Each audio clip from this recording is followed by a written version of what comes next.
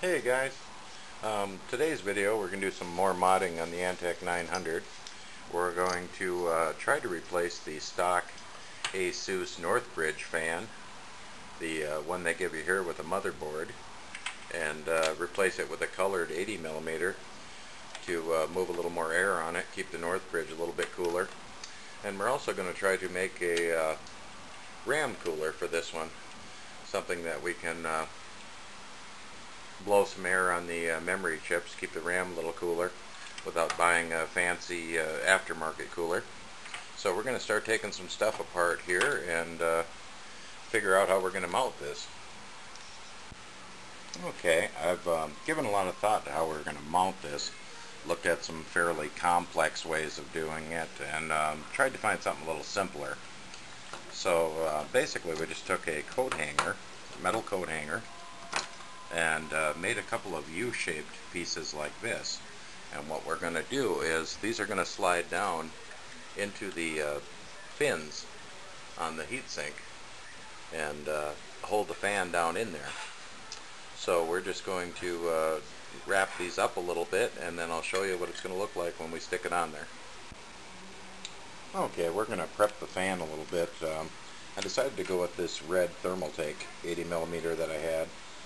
For the simple reason that this does have a speed sensor on it, and it's always nice to know what that the motherboard fan is working, and to be able to adjust it through software like Speed Fan or something.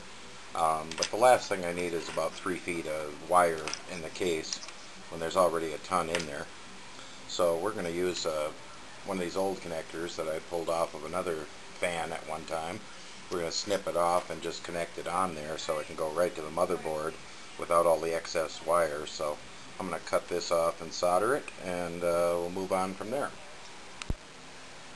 Okay, we got it all spliced up, soldered. Used individual heat shrink for each wire to make sure they don't touch, and then just put a bigger piece over top of all 3 of them and shrank that down to just keep things neat.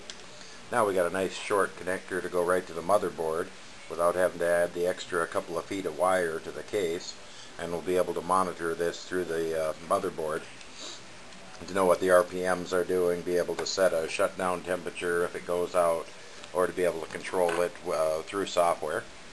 So we're going to mount the brackets on here and get ready to set this in. Okay, when you're done you should end up with something that looks like this.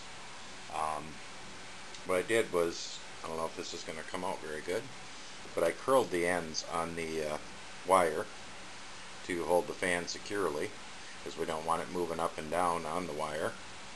And on the bottom side I just added a couple of pieces of electrical tape around where it's going to go in the fans. That'll kind of vibrate proof it, so in case the fan starts to make any vibrations or whatever, you don't get any rattles between that and the copper on the Northbridge. But we're ready to slide this in and plug it in. Okay, here it is installed. So you can see I can move the whole computer with it. It's not going to fall off there. Little nice wire there so you don't end up with a bunch of cables. I think that's going to work out rather well. So we're going to move on to the making a cooler for the RAM. Okay, here's some of the stuff we're going to use for the RAM cooler. This was an old hard drive cooler I had laying around I haven't used in forever. Never did really work that great. But it does have 2 1.5-inch fans on it, and I just cleaned them and checked to make sure they were working. And I happened to notice that the 5 1/4-inch bay cover is the exact size for all 4 RAM slots, and it is ventilated.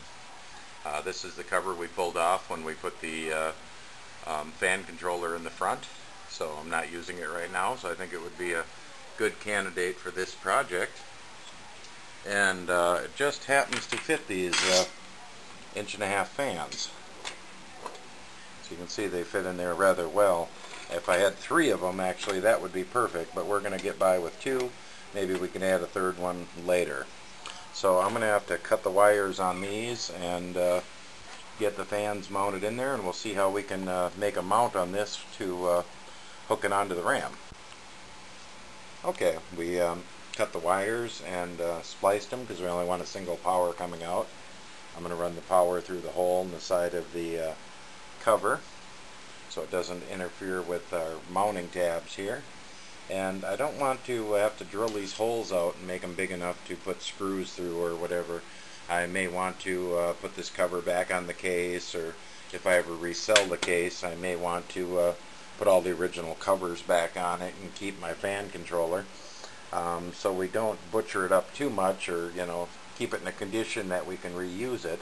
All I'm going to do is put a couple of dabs of hot glue in here to hold the fans in. And that way we can always remove the glue later if we decide we want to use the cover again. Well, when it's all done, it should look like this. Should look pretty good. Our wiring's all connected, ready to plug in. I had put a couple bends right on the edges, if you can see that. These hooks are going to hook on to the clips for the RAM to hold the whole works on there. Once again, those could easily be straightened out, and you could use the cover again if you wanted. We're going to go ahead and stick this on there and see how it holds up. Well, here is the finished product, up and running. Looks pretty good. I like the red fan. It's a little difference to the blues. I've got so many blue lighted fans in here. I really didn't want to do another blue one, so we decided to go with the red 80mm. The memory fans are moving a lot of air.